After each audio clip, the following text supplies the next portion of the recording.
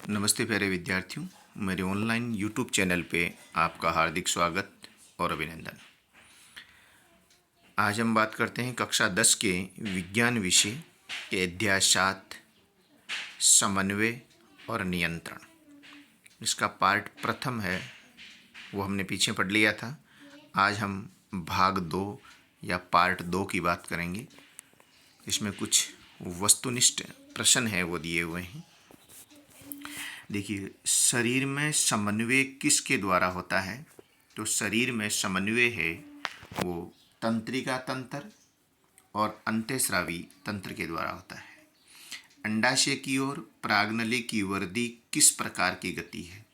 तो अंडाशय से प्राग्नली की जो गति है वो रसायन अनुवर्तन है, यानी रासायनिक पदार्थों के कारण है वो गति होती है। नेक्स्ट है एड्रीनलीन हार्मोन स्रावित किया जाता है। तो एड्रीनलीन हार्मोन है वो अधिवृक्क ग्रंथि या इसको एड्रीनलीन ग्रंथि भी कहते हैं। नेक्स्ट है कौन सा हार्मोन शरीर को लड़ने के लिए या भाग जाने के लिए तैयार करता है?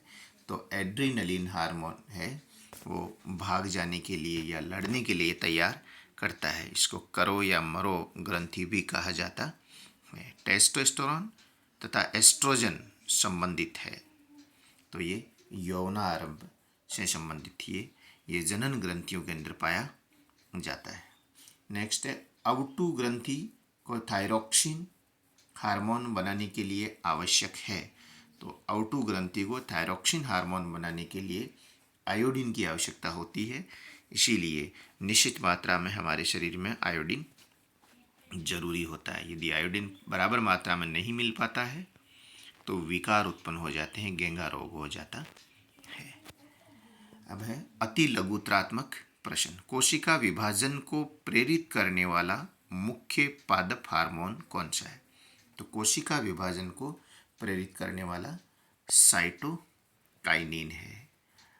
इंसुलिन हार्मोन की कमी से रुधिर के ग्लूकोज स्तर पर क्या प्रभाव पड़ता है? तो इंसुलिन हार्मोन की कमी से ग्लूकोज का स्तर बढ़ जाता है, या यूं कहें कि शुगर की मात्रा बढ़ जाती है और मधुमेह रोग है वो हो जाता है। पश्चिम मस्तिष्क के उस भाग का नाम बताइए जो श्वसन को नियंत्रित करता है। तो श्वसन को नियंत्रित करने वाला मेडुला ऑब्लिंगेटा होता है। मस्तिष्क तथा मेरुरज्जु मिलकर कौन से तंत्रिका तंत्र का निर्माण करते हैं? दोनों मिलकर के केंद्रीय तंत्रिका तंत्र का निर्माण करते हैं। ऑक्सिन हार्मोन प्रवाह के किस भाग में संश्लेषित होता है? यानी ऑक्सिन हार्मोन है वो प्रवाह यानी तना के कौन से भाग में? तो सबसे ऊपर का जो भाग होता है, टिप भाग होता है, उस भाग में संश्लेषित होता है। नेक्स्ट है किस हार्मोन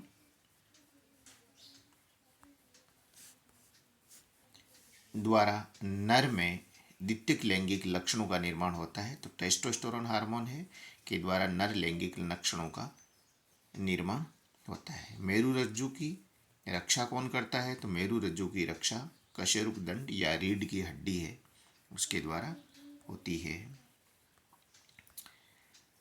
नेक्स्ट है मनुष्य में बोनेपन का क्या कारण है?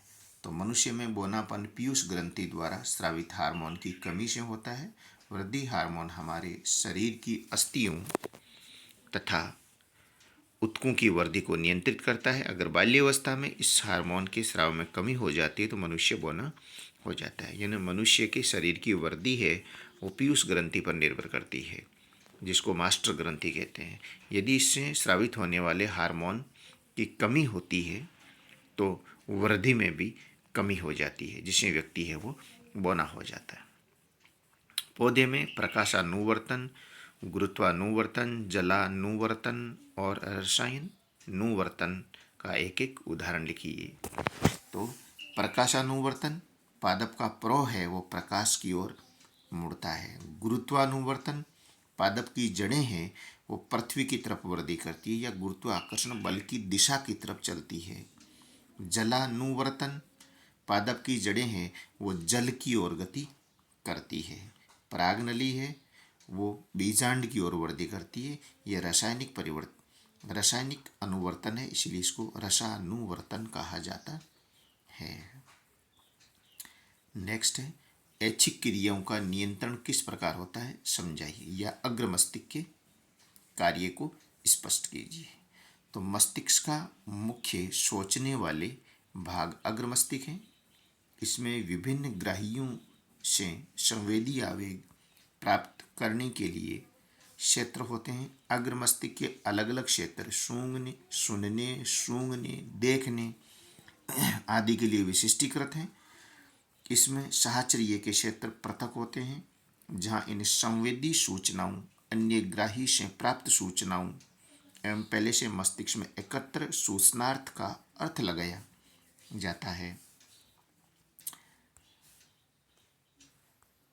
इस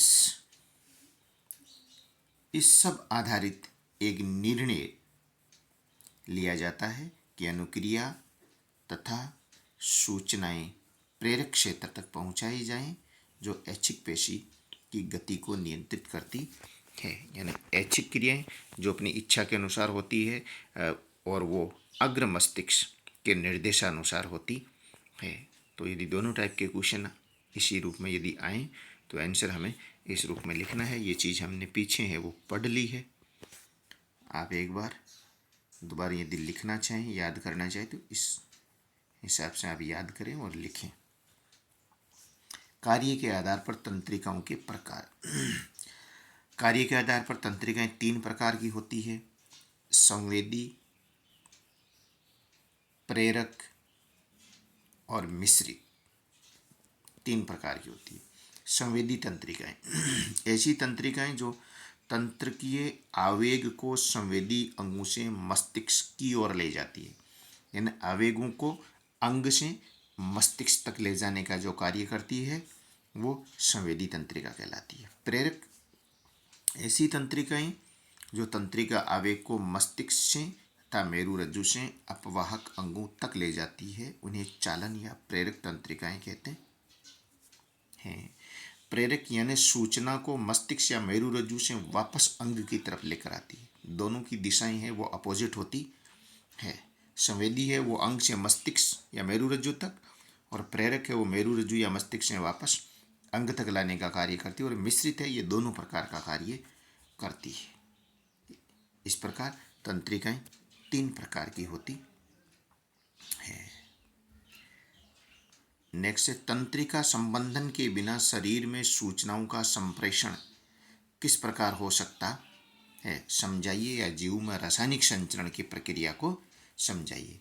यदि एक विद्युत आवेग जनित करने के अलावा उद्दीपित कोशिकाएं एक रासायनिक यौगिक निर्मोचित करना प्रारंभ कर दे, जो ये यौगिक आसपास की सभी क्रियाओं में विस्तृत हो जाएगा। यदि आसपास की अन्य कोशिकाओं के पास इस यौगिक को संसूचित करने के साधन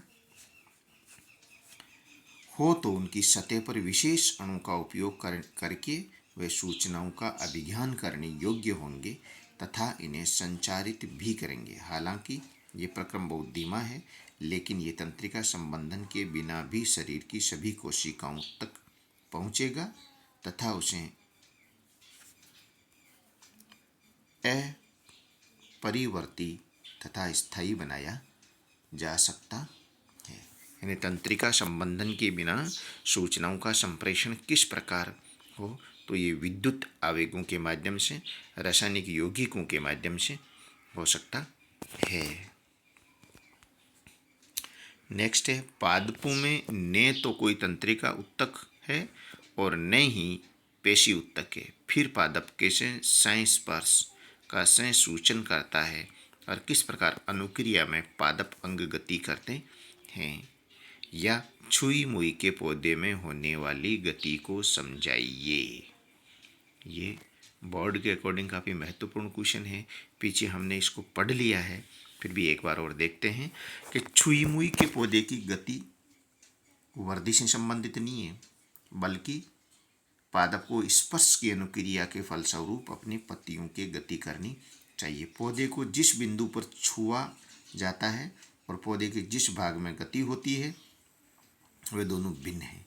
तो स्पर्श होने की सूचना संचारित होनी चाहिए। पादप इस सूचना को एक कोशिका से दूसरी कोशिका तक संचारित करने के लिए विद्युत रासायन साधन का उपयोग भी करते हैं, लेकिन जंतुओं की तरह पादप में सूचनाओं के चालन के लिए विशिष्टीकृत ऊतक नहीं होते हैं। अतः जंतुओं की तरह की गति करने के लिए कुछ कोशिकाओं को अपनी आकृति बदल लेनी चाहिए। पादप कोशिकाओं में जंतु पेशी कोशिकाओं की तरह विशिष्टीकृत प्रोटीन तो नहीं होती है, अपितु वे जल की मात्रा में परिवर्तन करके अपनी आकृति बदल लेती है। परिणाम स्वरूप फूलने या सिकुड़ने में उनका आकार बदल जाता है। यानी जंतुओं की तरह इनमें विशेष प्रकार के ऊतक या अंग नहीं होते हैं गति करने के लिए, फिर भी ये स्पर्श के साथ अनुक्रिया करते हैं। और इसी कारण छुई मुई का पौधा है वो हाथ लगाने पर अपनी आकृति बदल लेता है। गुरुत्वानुवर्तन किसे कहते हैं? ये चीज़ हमने डिटेल से पीछे पढ़ ली है, सेम वापस दे रखी है। एक बार आप वीडियो को बीच में रोक करके इस क्वेश्चन को आराम से पढ़ें, लिखें और याद करें कि गुरुत्वानुवर्तन गति किसे कहते हैं। नेक्स्ट है प्रतिवर्ती क्रिया तथा प्रतिवर्ती चाप क्या है, इस क्रिया को उदाहरण देकर समझाएं तथा इस प्रक्रिया में होने वाले लाभ लिखिए या प्रतिवर्ती चाप का नामांकित चित्र बनाइए। इसको भी हमने बड़े डिटेल से पीछे पढ़ लिया है कि प्रतिवर्ती क्रिया अलग है, प्रतिवर्ती चाप अलग है। प्रतिवर्ती क्रिया एक प्रोसेस है और प्रतिवर्ती चाप है वो अंग से मस्तिष्क तक गति करना सूचनाओं का, मस्तिष्क से वापस अंग तक आना। ये जो मार्ग तय होता है उस मार्ग को हम प्रतिवर्ती चाप कहते हैं। पीछे हमने इसको डिटेल से पढ़ा है, तो आप यहाँ एक बार पुनः इसको पढ़ें, लिखें। डायग्राम ये पीछे भी दे रखा था और हमने पीछे भी इसके बारे में डिटेल से पढ़ लिया था, तो फिर हम दोबारा नहीं पढ़ेंगे इसको। आप याद करें, पढ़ें, इस डायग्राम को बार बार बनाएं। अंतःस्रावी ग्रंथियाँ क्या है? मनुष्य में पाई जाने वाली ग्रंथियों के नाम मान लिखकर, ये नाम है शायद, लिखकर उनकी अवस्थिति को चित्र की सहायता से बताएं और किन्हीं दो ग्रंथियों को स्रावित हार्मोन के कार्य लिखें।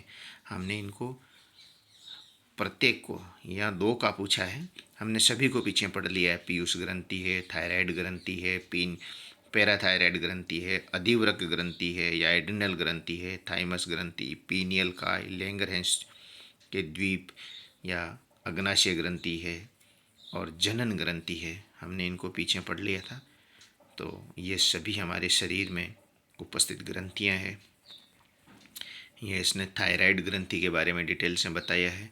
थायराइड ग्रंथि है वो हमारे गले में उपस्थित होती है, जो थायरॉक्सिन हार्मोन का स्रावण करती है। थायरॉक्सिन हार्मोन का स्रावण करने के लिए उसमें आयोडीन की आवश्यकता होती है। ये हमने पीछे पढ़ लिया था। ये बोर्ड में अब की बार 8वीं क्लास बोर्ड सन 2024 में ये पूछा गया क्वेश्चन था कि मानव शरीर में ग्रंथियां की उपस्थिति कहाँ कहाँ होती है। तो इसमें समझाया गया कि पेनियल ग्रंथि, पीयूष ग्रंथि मस्तिष्क में होती है, हाइपोथैलेमस के पास, पराउटू और आउटू ये ग्रंथियां हमारे गले में होती है। अग्नाशय ग्रंथि की स्थिति, अधिवृक्क ग्रंथि की स्थिति, वृषण की स्थिति, सारी इसमें स्थितियां हैं वो बताई गई है। तो आप इस डायग्राम को बार बार बना करके इसकी प्रैक्टिस करें।